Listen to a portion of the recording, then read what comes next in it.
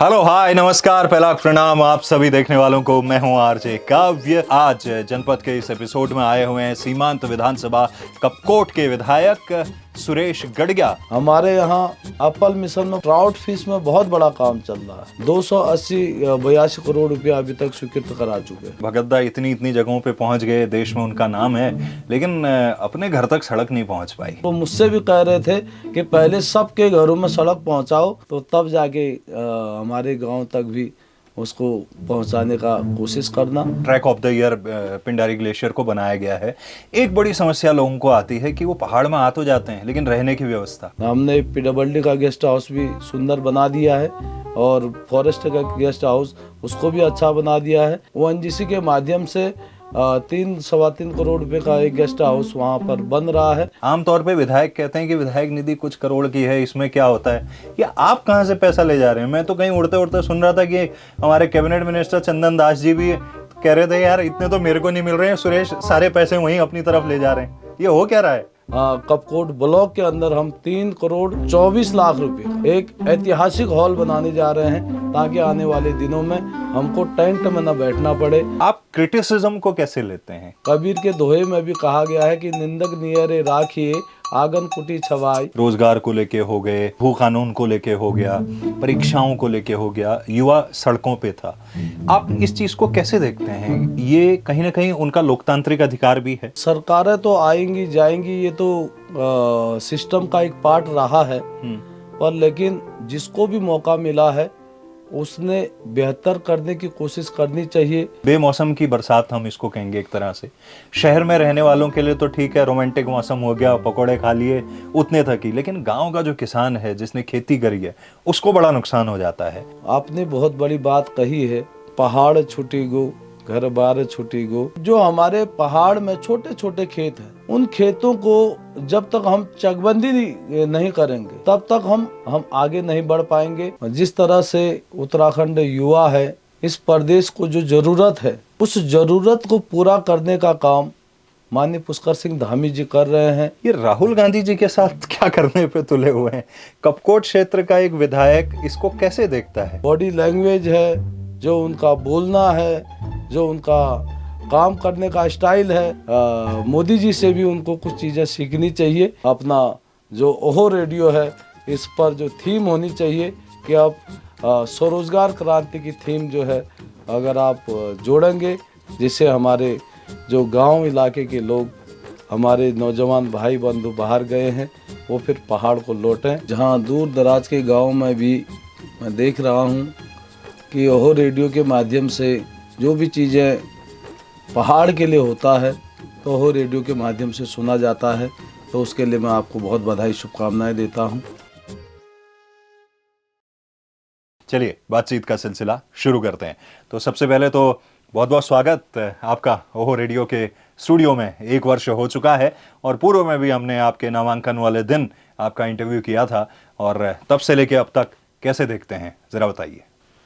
ये 1 साल जो आप कह रहे हैं कि वास्तव में मन के अंदर जब जिज्ञासा होती है, काम करने की कुछ ललक होती है, जब आपके अरमान बिल्कुल आपको झकझोर करते हैं, किसी काम को करने के लिए बार बार प्रेरित करते हैं, तो फिर आपका जो काम है, जो कार्य क्षेत्र है, उसको ठीक तरीके से धरातल में कैसे हम उसको उतार सके, उसके निमित्त मैं कपकोट विधानसभा भौगोलिक क्षेत्र में अगर आप देखेंगे तो सबसे बड़ी विधानसभा है, जहां लोग उधर चमोली गढ़वाल से लेके, इधर अल्मोड़े से लेके, बागेश्वर से लेके वहां पिथौरागढ़ बॉर्डर तक, वहां लास्ट हिमालय के कंदराओं तक जुड़ा हुआ है। तो बहुत बड़ा क्षेत्र होने के कारण अभी भी मैं लगातार प्रयास कर रहा हूं, और कुछ गांव अभी भी मैं जा नहीं पाया हूं, तो वहां पर मेरा लगातार संवाद बना रहता है।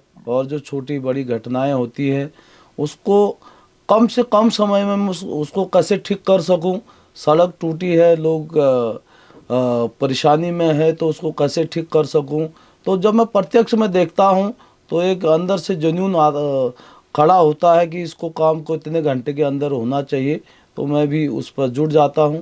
तो वहाँ जितनी भी जनता है, जो हमारे अधिकारी कर्मचारी गण हैं, उन सब के सहयोग से हम कपकोट के विकास को आगे बढ़ा रहे हैं।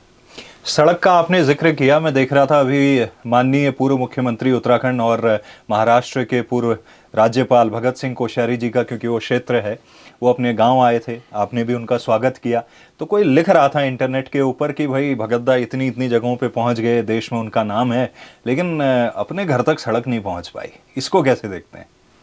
ना, भगत दा वास्तव में पूरे भारतवर्ष के नेता हैं, और जब आपका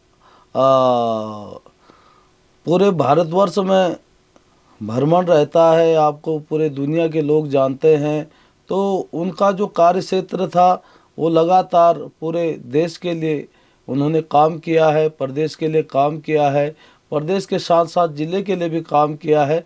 और वो चाहते हैं कि पहले दूर दराज के दूसरे के गांव तक सड़क पहुंच जाए, और वो मुझसे भी कह रहे थे कि पहले सबके घरों में सड़क पहुंचाओ, और लास्ट में जो है फिर जब मेरी बारी आएगी तो तब जाके हमारे गांव तक भी उसको पहुंचाने का कोशिश करना। तो क्योंकि हमारी कोशिश है कि दूर दराज के जितने भी जनप्रतिनिधि हैं वो सब के गांव तक अच्छी सड़क हो, और अच्छी इलेक्ट्रिसिटी हो, अच्छा नेटवर्किंग हो, अच्छा हॉस्पिटल हो, और अच्छा विद्यालय हो। तो उसके निमित्त लगातार प्रयास जारी है। तो माननीय कोश्यारी साहब जो बाबूजी हैं, उनके घर तक सड़क स्वीकृत हो गई है।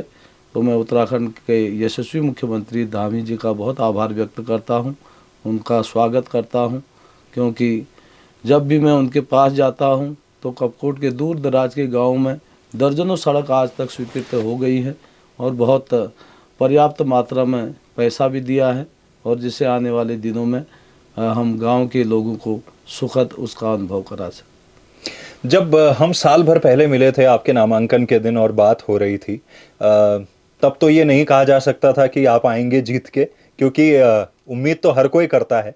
आप जीते भी, साल भर का कार्यकाल भी पूरा हुआ।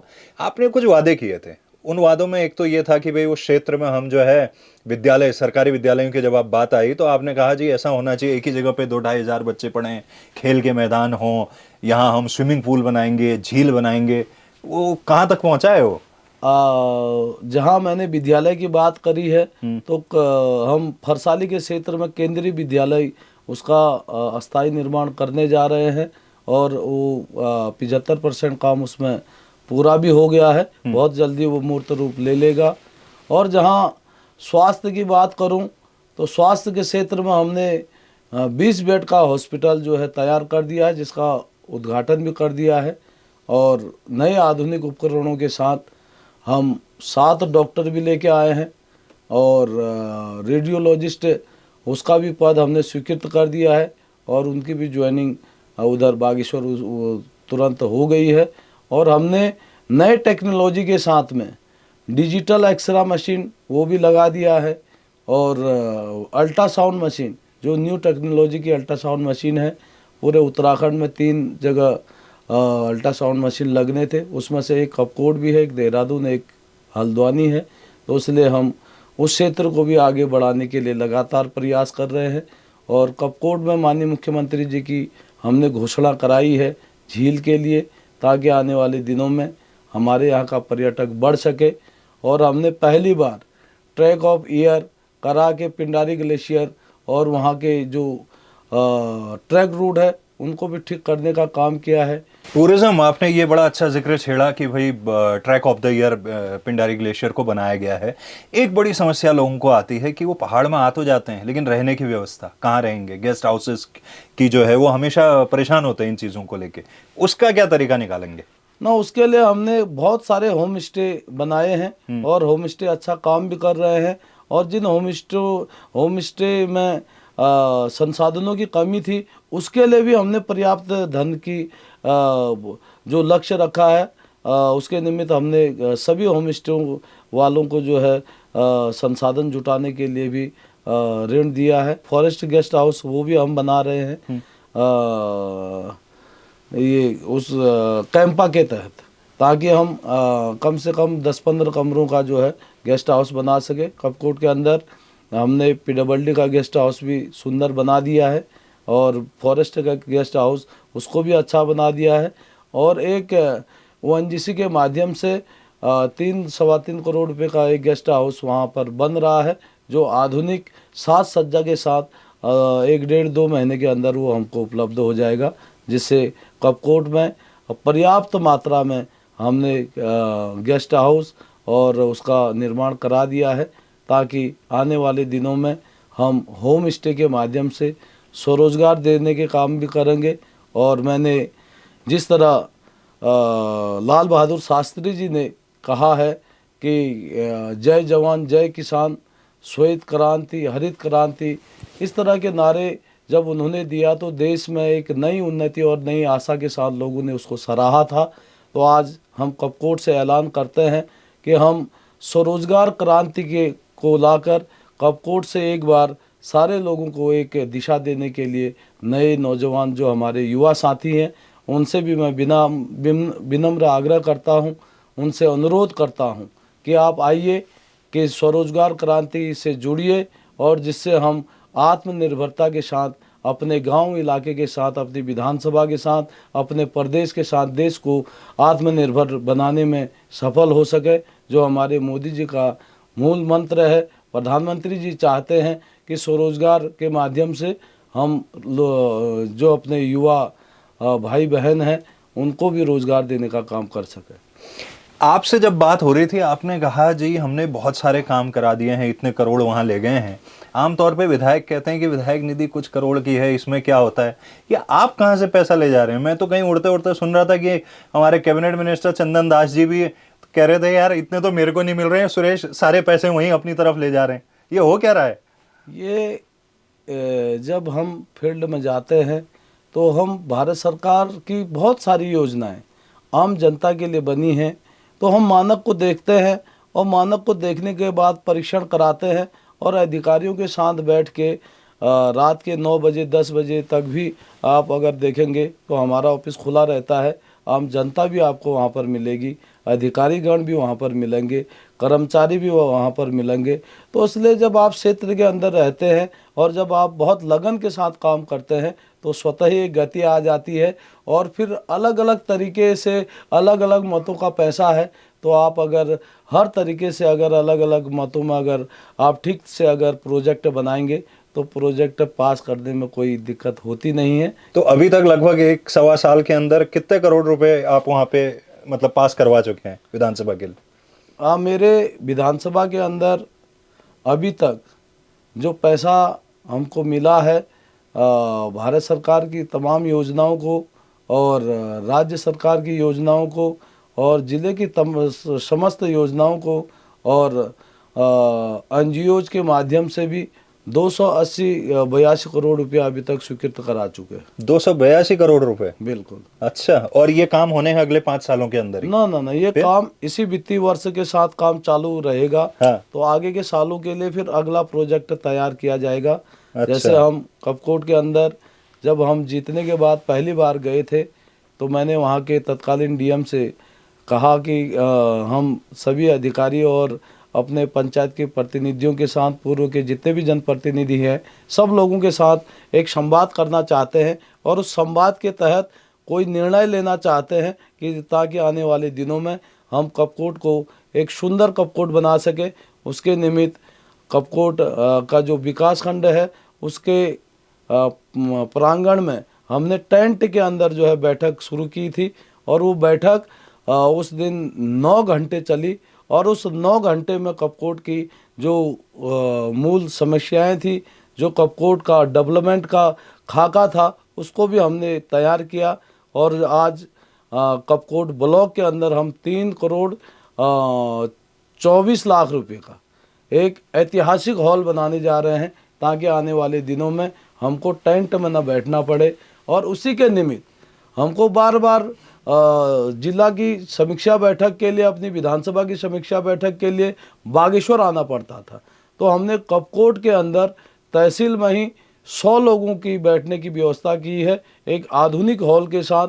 वीडियो कॉन्फ्रेंसिंग रूम को भी तैयार किया है, ताकि अगर कोई अर्जेंट अगर हमको वीडियो कॉन्फ्रेंसिंग करना पड़े तो हम कपकोट से ही पूरे प्रदेश के अंदर, देश के अंदर वीडियो कॉन्फ्रेंसिंग के माध्यम से हम जुड़ सकते हैं। ऐसा आधुनिक हॉल भी हमने वहाँ तैयार करा दिया है और इसके बाद जब मैं कपकोट जाऊँगा तो उसका भी तुरंत उद्घाटन भी करना है और पूरे कपकोट विधानसभा की समीक्षा बैठक भी करनी है। एक साल के अंदर जो जो चीज़ें हम कर सकते थे, बहुत सारे गाँव में आज भी कपकोट में बिजली नहीं है, तो उन गाँव को बिजली से जोड़ने का काम भी हमारी सरकार के माध्यम से हमने कोशिश की है और उसमें हम सफल भी हुए हैं और काफ़ी जगह टेंडर हो गए हैं और बहुत जल्दी झूनी जैसा गांव, खलझूनी, झूनी, नील निंगड़ा, सोराग, बहुत अभी काफ़ी गांव अभी और भी छूटे हैं और मुझे पूरा विश्वास है कि माननीय मुख्यमंत्री जिस गति से इस प्रदेश को आगे बढ़ाना चाहते हैं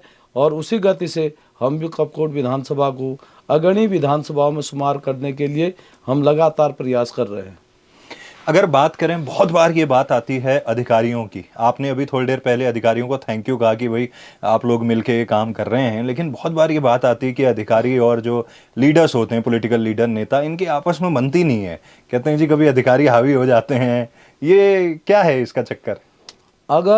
अगर सही काम को करना जानते हैं तो अधिकारी को भी बात माननी पड़ेगी, क्योंकि जनता को अच्छी सेवा और अच्छी जो सोच है उससे आगे उनका मन जीतना है। तो इसलिए मैं इतना ही कहूँगा कि मन के जीते जीत है, मन के हारे हार। और संस्कृत में कहा गया है कि हम विश्वासम फलदायकम, अगर जब हम विश्वास के साथ, आत्मविश्वास के साथ किसी चीज़ को साझा करते हैं तो फिर एक मत के साथ हम आगे बढ़ते हैं और लक्ष्य की प्राप्ति के लिए हम जब पूरी ताकत के साथ कोशिश करते हैं तो हम सफल हो जाते हैं। तो ऐसा ही मैंने मूल मंत्र जो है बागेश्वर के सभी अधिकारियों को और शासन प्रशासन में जितने भी सचिवालय में सेक्रेटरी हैं, उन सब का सहयोग हमको पहले से भी मिलता आया है और आज भी हम जो भी काम के लिए कहते हैं उनको विश्वास है, उनको पता है कि ये जो भी कहेंगे जनता की भलाई के लिए कहेंगे तो उसमें वो काम कर देते हैं। तो इसलिए मैं सब लोगों से यही कहना चाहूँगा कि जनता हमारी भगवान है और हमको ठीक तरीके से उनकी पूजा करनी चाहिए ताकि उनका विश्वास, हमारा विश्वास एक दूसरे के ऊपर बना रहे। बिल्कुल बढ़िया बात आपने कही कि जनता भगवान है। कई बार लोग कहते हैं भगवान दिखते नहीं है, लेकिन जनता ज़मीन पे भी दिखती है और आजकल तो सोशल मीडिया पे भी दिखती है।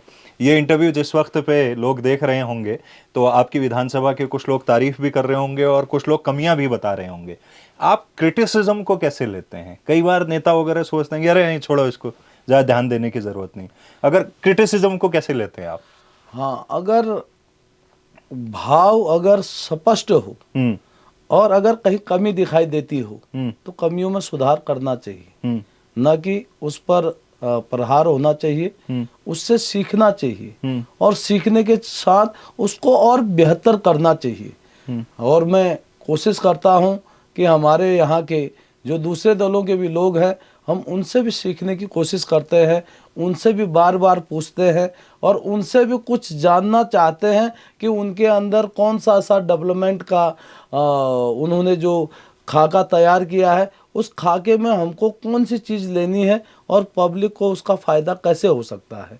तो इसलिए कभी कभी कबीर के दोहे में भी कहा गया है कि निंदक नियरे राखिए आंगन कुटी छवाई। तो इसलिए निंदा अच्छे मार्ग के लिए होना चाहिए, यानी किसी को नीचा दिखाने के लिए निंदा नहीं होनी चाहिए। तो इसलिए मैं सब लोगों से यही कहना चाहता हूं कि अगर आपके पास अच्छी सोच है, आपके पास अच्छा विजन है, तो वो संपूर्ण जगत के काम आना चाहिए। सोशल मीडिया का आपने जिक्र किया, आप सोशल मीडिया पे कमेंट्स वगैरह पढ़ते हैं अपने और वीडियोस वगैरह देखते हैं? आपके क्षेत्र के मैं देखता हूँ काफ़ी लोग आजकल यूट्यूबर, व्लॉगर, कोई अपने खेत खलिहान दिखा रहा है, कोई वहाँ का खान पान दिखा रहा है, कोई कल्चर प्रमोट कर रहा है। कैसे देखते हैं युवाओं को? आजकल का जो युवा है वो बहुत कम समय में अपने आप को साबित करने के लिए, जो पहले हम लाउड स्पीकर लगाते थे, जो हम पहले अखबारों में विज्ञापन देते थे और जो हम पहले टीवी चैनलों में बड़े बड़े विज्ञापन देकर अपनी बात को पहुंचाने के लिए कोशिश करते थे, पर आज जो सोशल मीडिया है जो फेसबुक है, व्हाट्सअप है, ट्विटर है, इंस्टाग्राम है, ये सारी चीज़ एक इतना बड़ा माध्यम हो गया। पूरे, मैं कपकोट की ही बात नहीं कर रहा हूँ, पूरे विश्व में अगर आप इसको देखेंगे तो आज आप अगर फेसबुक में कोई बात डालते हैं तो चंद सेकंड में जो है अमेरिका 7 समुंदर पार, जहाँ हम सोच भी, मतलब मन को भी सोचने में समय लगता होगा, लेकिन उससे पहले फेसबुक के माध्यम से, ट्विटर के माध्यम से, व्हाट्सएप के माध्यम से वो चीज़ें वहाँ पहुँच जाती है। तो ये बहुत बड़ी क्रांति है, और इस क्रांति में कम समय में अपने काम को कैसे करना है, इससे अच्छी बातें सीखनी चाहिए, ताकि हम अपने जीवन को सफल कर सकें, अपने समाज को मजबूत कर सकें, अपनी संस्कृति, अपनी धरोहर को बचाने में सफल हो सके, और अपने व्यवसाय को भी हम बढ़ा सके, अपनी शिक्षा को और उन्नत बेहतर कर सके, अपने स्वरोजगार को और भी ज़्यादा बल दे सके।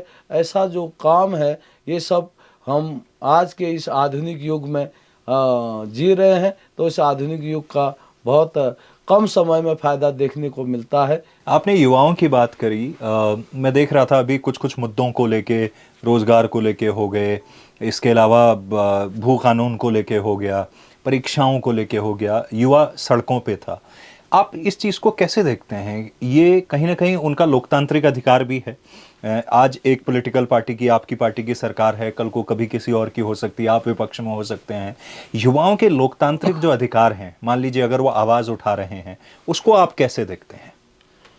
सरकारें तो आएंगी जाएंगी, ये तो सिस्टम का एक पार्ट रहा है, पर लेकिन जिसको भी मौका मिला है उसने बेहतर करने की कोशिश करनी चाहिए, सुधार करने की कोशिश करनी चाहिए।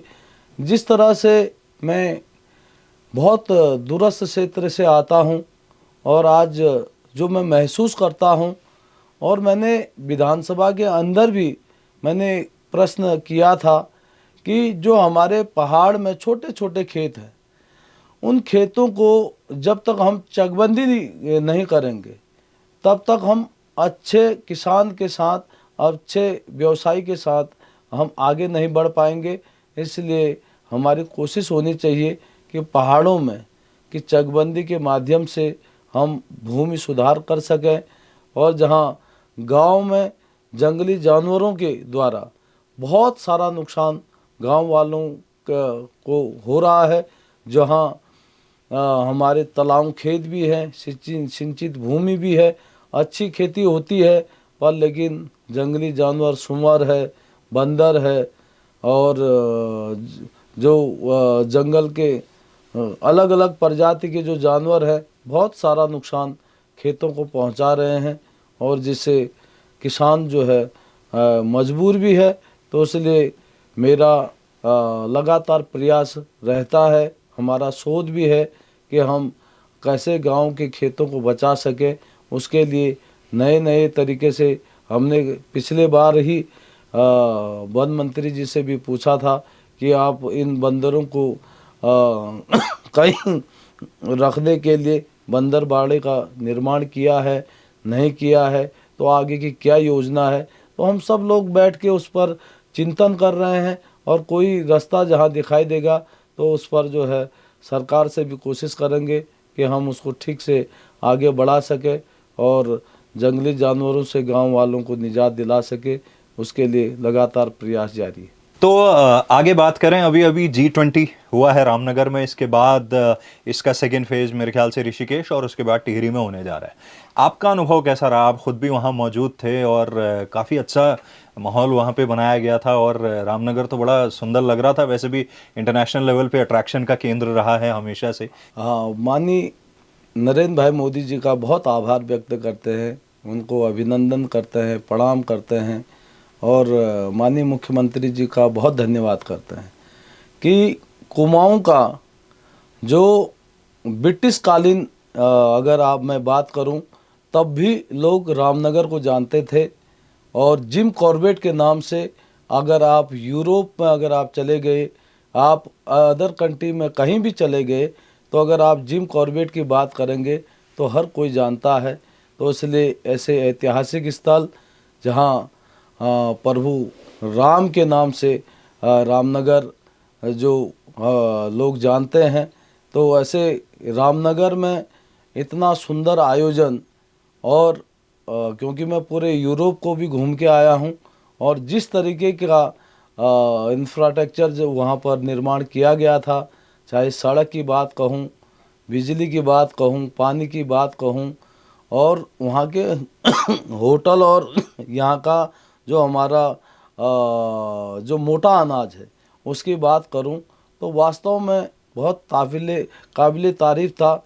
जहाँ हमारी संस्कृति है, जहाँ हमारी सभ्यता है, तो हर चीज़ को वहाँ पर दर्शाया गया। आपने यूरोप का जिक्र किया, आप और माननीय कृषि मंत्री जी गणेश जोशी जी वगैरह, आप लोग काफ़ी लोग वहाँ गए थे। बहुत बार लोग कहते हैं कि जी बाहर जाने की क्या ज़रूरत है, देश में भी तो और राज्य हैं, वहाँ भी जाया जा सकता है, स्टडी टूर के लिए ही अगर जाना है या समझने के लिए। आप लोग किस वजह से वहाँ गए थे और आप लोगों की लर्निंग क्या रही थी? एक टेक अवे वहाँ से आप लोग क्या लेके आए जो आपको लगा यहाँ की जानी चाहिए? जो जैविक खेती है, आज दुनिया जो है ऑर्गेनिक खेती की ओर आगे बढ़ रही है। जहाँ जीआई टैग करके आप देख रहे हैं कि जीआई टैग के माध्यम से जो हमारा जो मूल्य है वो वृद्धि कर सके, जो हमारी जो ताकत है वो बढ़ सके, और ऑर्गेनिक फूड के साथ हमने वहाँ पर जो मैं अभी चकबंदी की बात कर रहा था, जो क्लस्टर बेस्ड फार्मिंग है उसको बढ़ावा देने के लिए, जो हमारे देश के अन्य हिस्सों में ऐसा नहीं दिखाई देता है। जहाँ आप स्विट्ज़रलैंड जाते हैं तो एकदम पहाड़ और पूरा बर्फ़ से ढका हुआ, और उसी तरह का भूगोल एक तरीके से हमारे जो उत्तराखंड का जो भूभाग है वहाँ पर दिखाई देता है। तो जो वहाँ के ग्रेप्स हैं, जो वहाँ का पशुपालन है, जो वहाँ का खेती का काम है, वो एक तरीके से हमारे यहाँ से मिलता जुलता है। और जो चीज़ हमने कहीं देखा नहीं था, सुना नहीं था, वो यूरोप के अंदर जब हम गए, और जिससे हम इंटरनेशनल मार्केट पर अपने आप को सरवाइव कर सके, ऐसी कोशिश भी हमारी सरकार के द्वारा और हमारे किसानों के द्वारा आगे के दिनों में होता हुआ दिखाई देगा। ऐसा प्रयास हम सब लोगों के माध्यम से किया जा रहा है।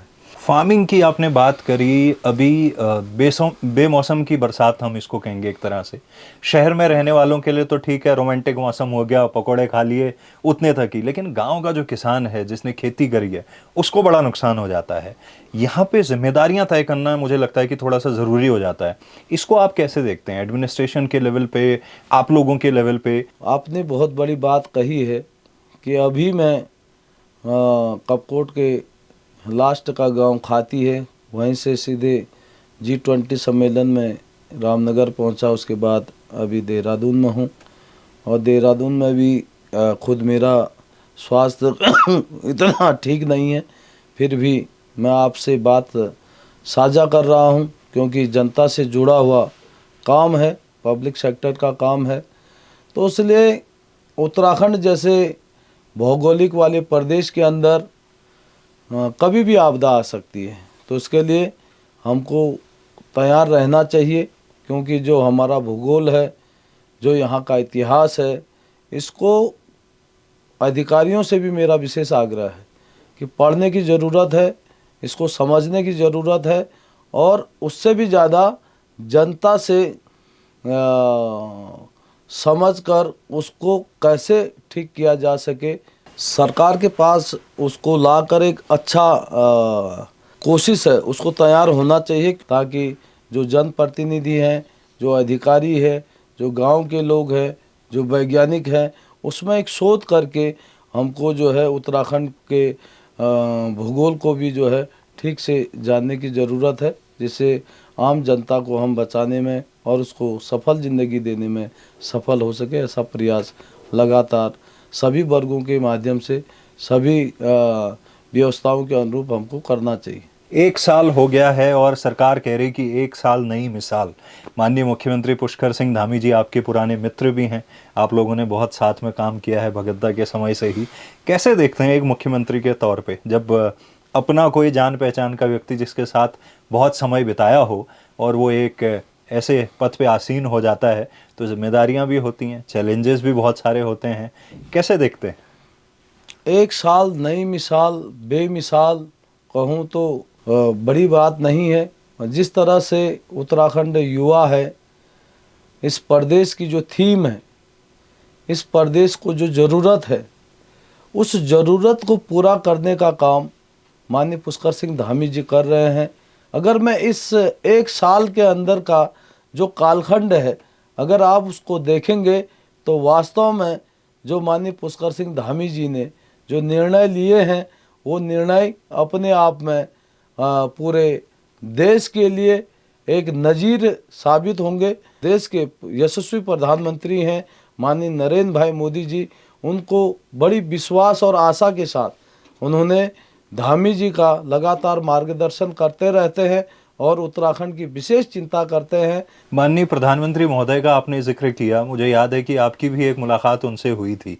कैसी रही मुलाकात जी बद्रीनाथ में? कैसी मुलाकात रही, बातचीत हुई?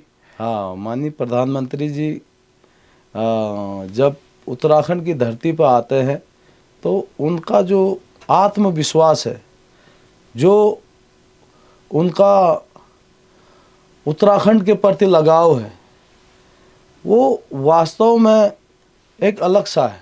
और जब मैंने उनको सादर प्रणाम अभिवादन उनका किया तो उन्होंने एक कदम रुक के पीछे मुड़ के देखा और कहा कि ये अभी नौजवान हैं, तो बहुत अच्छा एक पॉजिटिव एनर्जी के साथ, सकारात्मक शक्ति के साथ मैंने उनको ओतप्रोत होते हुए देखा।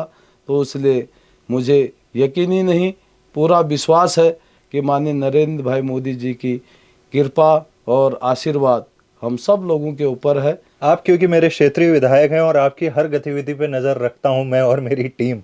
मैं पीछे देख रहा था, एक बार पुष्कर सिंह धामी जी और आप उत्तर प्रदेश के मुख्यमंत्री योगी जी से भी आपकी मुलाकात हुई। कैसे देखते हैं उनकी पर्सनालिटी को? क्या आपको लगा? उनका ऑरा के बारे में लोग बड़ी बात करते हैं कि जैसे प्रधानमंत्री महोदय का एक ऑरा है, कहते हैं कि योगी जी का भी वैसा एक ऑरा है। आपको क्या महसूस हुआ मिलके? बहुत बोल्ड डिसीजन लेने वाले और तुरंत काम करने वाले नेताओं में शुमार है। और वो जो भी काम करते हैं वो उत्तर प्रदेश की जनता के साथ अन्य प्रदेशों की जनता को भी अच्छा उनको लगता है। और जैसे हमने उनके साथ डिनर किया, उस डिनर में भी जो उत्तराखंड का जो ट्रेडिशनल फूड है, जो हमारे यहाँ का पौराणिक जो मोटा अनाज है, मडुआ है, चौलाई है, झोरा है, बाजरा है और गहत है, तो इस तरीके के वहाँ पर डिश बने थे। तो जब मैंने खाया तो तब वो कहते हैं कि जो चाउमीन है, मोमो है, पिज़्ज़ा है, बर्गर है, इसको क्योंकि ये एक तरीके की बीमारी का कारण भी है और इससे हमारे जो छोटे छोटे बच्चे हैं उनके पेट के इन्फेक्शन बहुत सारे बढ़ रहे हैं, बीमारी बढ़ रही है। एक तरीके से हम बीमारी को खा रहे हैं। तो इसलिए इस बीमारी वाला फूड को जो है मार्केट से ही समाप्त करने का उनका संकल्प है। तो उसके निमित्त हम सब लोग बहुत सौभाग्यशाली हैं कि हमारा जितना भी मोटा अनाज पहाड़ों के सुदूरवर्ती के गांव में होगा, वो अकेला ही उत्तर प्रदेश उसके लिए मार्केट बनाने का काम कर रहा है, उसके लिए एक अच्छी व्यवस्था का काम कर रहा है। तो आने वाले दिनों में उत्तर प्रदेश के साथ साथ उत्तराखंड की आमदनी भी बढ़ेगी और यहाँ के किसानों के जेब भी गर्म होंगे। और क्योंकि हमारी जो उत्तर प्रदेश की सरकार है वो जिस भाव और उद्देश्य के साथ काम कर रही है, तो उत्तराखंड का चाहे मोटा अनाज हो, चाहे गौमूत्र हो, चाहे गाय का घी हो, दूध हो, वो सारा जो है बड़े मार्केटों में जाएगा और अधिक से अधिक मूल्य मिलकर एक अच्छे आमदनी का स्रोत बनने जा रहा है। आप कपकोट जैसी एक सीमांत विधानसभा से आते हैं, लेकिन आपकी नज़र देश की राजनीति पे भी मैं देखता हूँ आपकी दिलचस्पी बहुत है। ये राहुल गांधी जी के साथ क्या करने पे तुले हुए हैं? कपकोट क्षेत्र का एक विधायक इसको कैसे देखता है? एक सांसद की सदस्यता अपोजिशन की इतनी स्ट्रांग पार्टी के सांसद की सदस्यता ही चले जाती है, इसको कैसे देखते हैं आप? राहुल गांधी जी कांग्रेस पार्टी के वरिष्ठ नेता हैं और देश के अंदर जिस भाव से हमारे देश के युवा पीढ़ी के लोग हैं वो अपेक्षा करते हैं राहुल गांधी जी से, तो उसमें वो कहीं फिट बैठते नहीं। और हमारे देश के यशस्वी प्रधानमंत्री माननीय नरेंद्र भाई मोदी जी जहां देश को आगे बढ़ाने के साथ साथ लगातार अपने काम के माध्यम से अपने दिनचर्या जो उनका काम रहता है कि 24 घंटे में 20 घंटे 18 घंटे काम करते हुए लगातार पूरे संसार में विश्व पटल पर भारत का नाम ऊंचा करने के साथ साथ सबके दिलों में एक विश्वास पैदा किया है।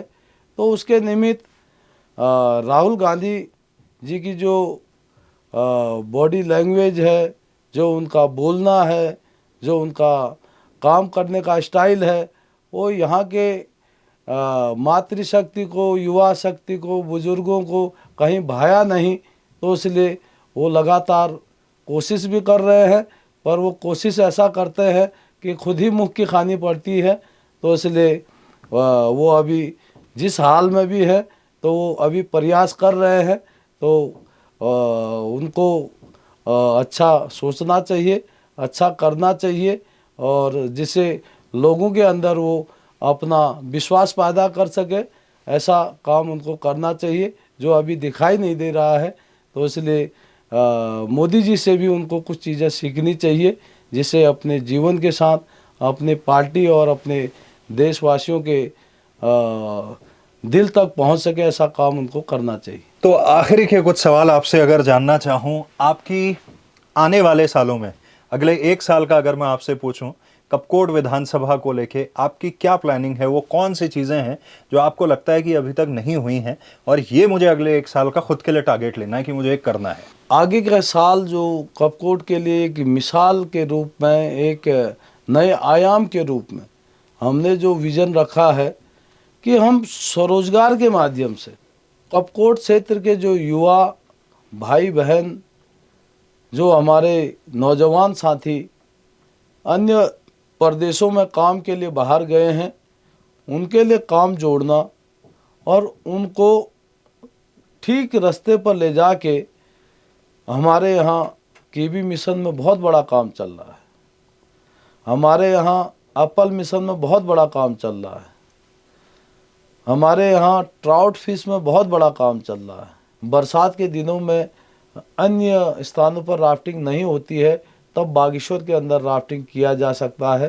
तो उसके लिए हमने साहसिक पर्यटन को आगे बढ़ाने का भी और उनको ट्रेनिंग देने का भी काम किया है। इस साल कुछ लोगों ने ट्रेनिंग ली है, आगे हम उनका दूसरे हायर सेंटर पर भी उनको भेजने वाले हैं ताकि वो पक्के और अच्छे ट्रेनर से वो बन सके और यहाँ के साहसिक पर्यटन को आगे बढ़ा सके। वैसे ही हमने पैराग्लाइडिंग के क्षेत्र में काफ़ी जगह हमने अलग अलग स्थानों पर पैराग्लाइडिंग कराकर जगह चिन्हित कर लिए हैं और आने वाले दिनों में हमने उनको 20 दिन का 22 दिन का ट्रेनिंग भी दिया है और अभी उनको हायर ट्रेनिंग इंस्टीट्यूट पर भी हम उनको भेजने जा रहे हैं। और 20-22 जो हमारे अभ्यर्थी थे उन्होंने खुद भी, मैं जब परीक्षण में जब वो ट्रेनिंग ले रहे थे वहाँ गया था तो खुद भी सीख गए उड़ाना।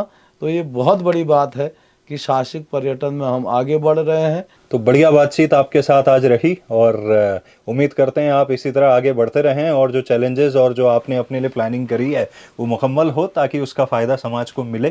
क्योंकि आप रेडियो स्टेशन में हैं और हमारा तो गाना गाने और बजाने का काम होता है। आप इशारा मेरा समझ रहे होंगे। बिल्कुल। आज कौन सा गीत है जो आज आप, क्योंकि आप तो बढ़िया गाते हैं, कौन सा गीत आज आप हमारे श्रोताओं को और देखने वालों को सुनाएंगे? आज तो मेरा गला वैसे ख़राब है पर लेकिन मैं गाने के 2 बोल ज़रूर कहूँगा जी। कि पहाड़ छुटी गो घर बार छुटी गो, जो इसके भाव है जी ये आम श्रोता तक आप इसको जोड़ दीजिए जी और अपने जो गाने के बोल हैं वो आम जनता तक उसको सुना दीजिए, जिससे ना हमारा पहाड़ छूटेगा ना हमारा घर बार छूटेगा। और मेरा जो संदेश है सुदूरवर्ती हिमालय के कंदराओं से समुद्र की तलहटी तक, लास्ट तक, जहाँ तक भी हमारा पानी की बूंद से जो नदी बनी है उस नदी की कलकल उससे जो है वहाँ तक एक संदेश देने का काम करेगी। और हमारे पहाड़, हमारे गांव, हमारा इलाका, हमारा प्रदेश एक बार फिर जो है आत्मनिर्भर भारत के तहत हमने जो एक नई क्रांति की सोच रखी है, स्वरोजगार क्रांति। और आप उसको अपना जो ओहो रेडियो है इस पर जो थीम होनी चाहिए कि आप स्वरोजगार क्रांति की थीम जो है अगर आप जोड़ेंगे, जिससे हमारे जो गांव इलाके के लोग, हमारे नौजवान भाई बंधु बाहर गए हैं वो फिर पहाड़ को लौटें और पहाड़ में एक अच्छी खेती और जो हमारी जो सरकार की योजनाएं हैं उसको धरातल पर उतारने में अपना सहयोग, अपना कीर्तिमान स्थापित करें। ऐसा मैं सब लोगों से अभिनंदन करता हूं, हाथ जोड़ के प्रार्थना करता हूं, उनका अभिवादन करता हूं। और जिस दिन अगर वो वहां आएंगे तो उनको मैं ज़रूर सरकार की योजनाओं को करने के लिए लगातार उनके लिए प्रयास करूंगा, उनके लिए कोशिश करूंगा। अगर वो एक कदम चलेंगे तो हम 10 कदम चलने के लिए तैयार हैं। और मेरा संदेश उन तक जाना चाहिए कि वो एक बार पहाड़ में आके अपने गांव इलाके को आबाद कर दे। यही मेरा संदेश आज का रहेगा। चलिए, बड़ी अच्छी बातचीत रही और आप सभी देखने वालों से भी कहूंगा कि आगे किन किन पर्सनालिटीज़ को, किन लोगों को आप जनपद के एपिसोड में देखना चाहते हैं ज़रूर से हमें बताइए। बाकी ओहो रेडियो सुनते रहिए, सुनाते रहिए सभी को, क्योंकि यही तो है आपके और हमारे हिल की धड़कन।